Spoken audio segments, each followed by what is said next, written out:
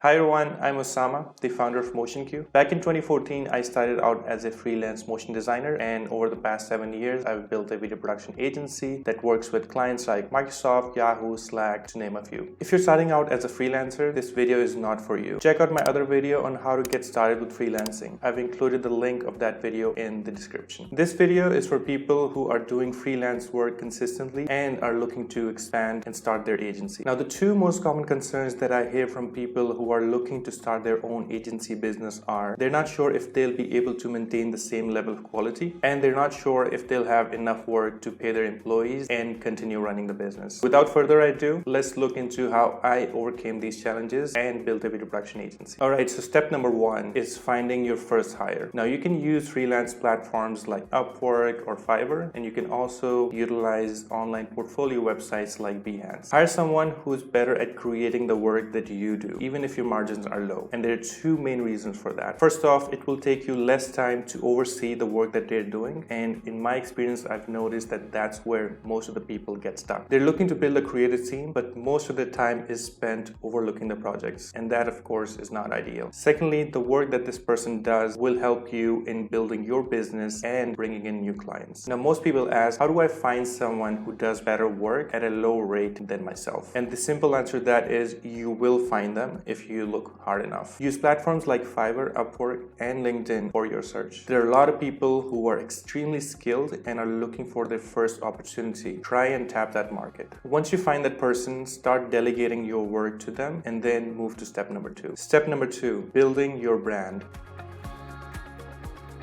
In the first 3 months, your time should be split as 20% on creative. That is the time spent overseeing the projects. Make sure that you avoid micromanaging, and you have to trust this new person's creative process. 30% of your time should be spent on sales. That is bringing new clients. If you're using a freelancing platform like Upwork, send more proposals. Or if you're using your personal network, then network with more people. Whichever method that you are currently using, just double down or even triple down on it. 50% of your time should be spent on branding, or you can say marketing. This includes creating or updating your website and adding your latest work samples to websites like Dribble, Behance, etc. Update your social media profiles and start creating content for social media.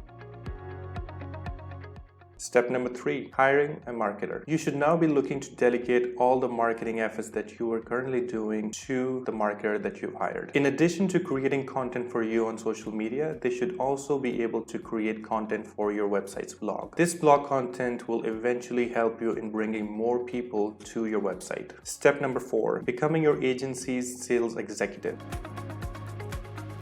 In the next 6 months, your time should be split as only 10% of your time should now be spent on overseeing projects. 20% of your time should be spent on marketing and branding, while 70% of your time should now be spent on sales and bringing in new clients. Your primary focus should now be to increase your sales efforts. For example, you can start looking for other avenues to bring in new business. In addition, you should start developing leadership and people development skills. And that's all. If you successfully complete these 4 steps, you will naturally need to grow your creative team as you get more projects.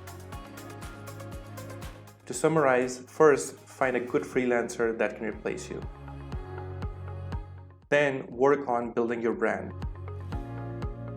After that, find someone to do step number 2 on a consistent basis. And lastly, become a full-time salesperson for your agency.